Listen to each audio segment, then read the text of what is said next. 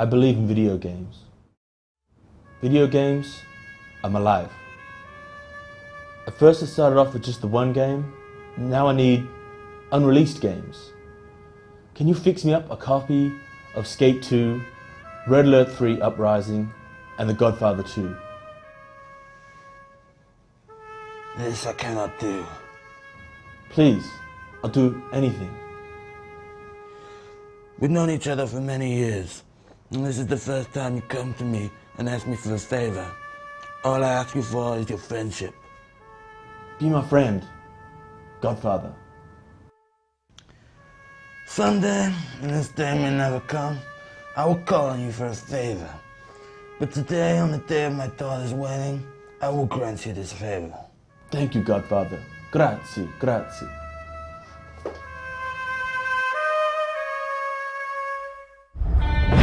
Organized crime is like any other profession. The key to success is crushing the competition. It's just like the fella said. Tell me quick. Oh, ain't love a kick. Tell me quick. Ain't love a kick in the head.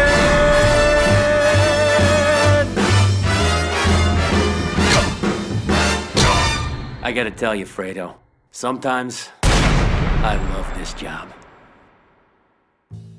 One of the things that's really unique in Godfather II compared to Godfather 1, now you're a Don, right? And when we thought about the property and the IP, like the fantasy is, it's the Godfather. Like you want to be the guy making the calls. Now, we also still really liked our open world action experience, didn't want to lose that. And our mantra has been, you know, act like a mobster, think like a Don. To be successful in the game, you kind of got to do both of those experiences. You already know the basics. Find the small store and rough up the owner. He'll pay you what he can. It's not much, but every little bit counts. Here's the important part, though. Once you control a place, it acts as a front. Fronts can launder money earned from your rackets. Each one you control gives you a bonus to your entire income. Just remember, it's only business. You know, as you go after certain crime rings, each of those crime rings has an advantage that comes back to players. So if you take over the diamond smuggling rackets, if you get that whole crime ring, all those rackets together, your guys carry or will wear bulletproof vests. So you, your made men, and all your guards, and it's going to affect the other families in the game. Multiplayer is really fun. We've gotten some really great feedback on it, and being a Don means running your family. So when you go online, you actually play as each of your individual crew members. And so the specialties that you have in the single player experience, the RPG attributes that you spend your money on in the single player experience, they'll affect how you're going to end up playing out in the multiplayer experience. We've got 4 different modes. You know, team deathmatch, fire starter, safecracker, and demolitions mode. And each one of those are team-based modes that play really differently. And our model was to think about, you know, there's 16-player games, but was to think about, you know, what's been working well in multiplayer games, and then try to take those basic principles and apply them to modes that we could put a, you know, organized crime twist on top of. You earn money in multiplayer, it comes to single player. You upgrade your attributes in single player, it affects what you do in multiplayer. Each of your guys who are in your family have a weapon license, and there's 4 classes to those weapon licenses.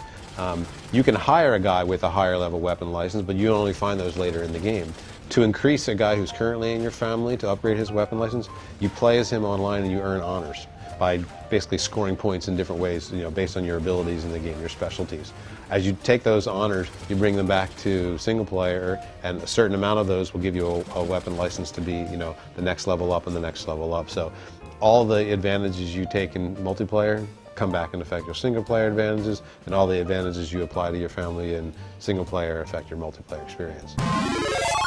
Okay everyone, competition time now. Last week we asked you guys if you wanted to win one of 5 limited edition copies of Fable 2, and you guys answered in your droves. The question we set was, how many copies had Fable 2 sold as of November last year?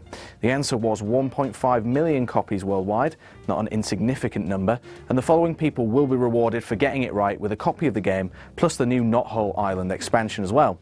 We have Ghaffar Hussain from Halifax, Ifzal Arif from Woking, Chris McNeely from Northern Ireland, Gary Moore from Kent, and James Hanafi from Nottingham. Congratulations to all you guys. We'll get those competition prizes out to you ASAP. This week, to fit in with the rest of the EA-themed show, we have 3 copies of Skate 2 to give away. The game is on both PlayStation 3 and Xbox 360, and if you're one of our lucky winners, then you can choose whatever platform you want it on. Simply answer this question. On GameSpot, we have an interview with Skate 2 producer Brian Lindley, but what other EA game did he say was the influence for Skate 2's free skate mode? Have a look on the site and get your answers into competitions@gamespot.co.uk, and remember to give us your postal address and the platform you want it on. We need your answers before 26th of January, and check out next week's Start Select to see if you've won. Also, Start Select wants to see your funny gaming vids. If you've got a clip of a marine floating in midair, a car going straight through a brick wall, or something too funny for words, then upload that clip to GameSpot and send us the link to the file, and who knows, you could be seeing it live on an upcoming show. To give you an idea of what we're talking about, here's a clip from Pro Evolution Soccer 2009, back when Luke was reviewing the game. Can you pan round? Beautiful. So what's going on? They're trying to get the ball. Which one? Is that a bug or is that a new feature? I don't know. So if you've got anything that will relentlessly entertain us and our viewers, then send us the link to the address below and we'll pick out the best clips for an upcoming show. Today is the day that destiny has promised us. They will be expecting us to fall swiftly. They hate everything we stand for. Freedom, liberty, apple pie. Did I say freedom? To you, comrade. So Uprising is what we're calling the campaign expansion for Red Alert 3. It continues the story where RA3 left off, specifically from the Allied campaign. The Allied campaign is the one that we view as canon. So 3 campaigns. Of course, one for the Allies, one for the Soviets, one for the Empire of the Rising Sun, which is the new faction that we added in RA3, and a 4th special one for this character right here, Yuriko.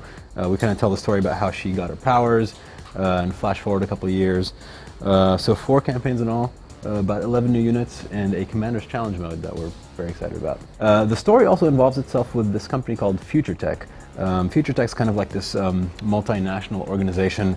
It was alluded to very briefly in RA3, but we really dive deeper into what they're all about in Uprising. Well, Commander's Challenge is essentially a series of 50 or so linear and branching skirmish matches. As you progress through them, you start with a very small subset of units. Your tech tree is kind of limited, but with every mission you beat, you unlock a new unit, so at the end of it, by the time that you finish it, you have your full tech tree available to you. And the matches themselves are pretty unique, they're pretty special. They're not just you against an AI, kind of go for it and then play that over 50 times. You know, some missions have you going up against like 4 of the same kind of general. Some missions have 2 AIs already fighting each other, kind of ignoring you, and they'll only attack you when you're ready. So we wanted to mix things up, and that's kind of what Commander's Challenge is all about. Yuriko Omega is our most powerful infantry unit. She has been trained to use her mind as a weapon. Should she be outnumbered, she can send her foes flying using her psychokinetic burst special ability. Yeah, so the Yuriko campaign is an interesting one for several reasons. One, it tells the tale of Yuriko. Very soon after the release of Red Alert 3, she quickly became the fan favorite among our community. So this is definitely for them, kind of explaining how she came to be, how she got her powers, how she got involved with the Imperial Army. But the other reason why it's interesting is because it doesn't play like your typical RTS mission. In a sense, it's a lot like a dungeon crawler. You don't get to build any new units. The interface is completely different. And it kind of builds on the Moria mission that we did for BFME 1 many years ago. But we got a lot of good reaction from fans when we did that. So we wanted to see how far we could take the dungeon crawling aspect in an RTS game. If you're not satisfied, take it from me, David Hasselhoff. There's something wrong with you.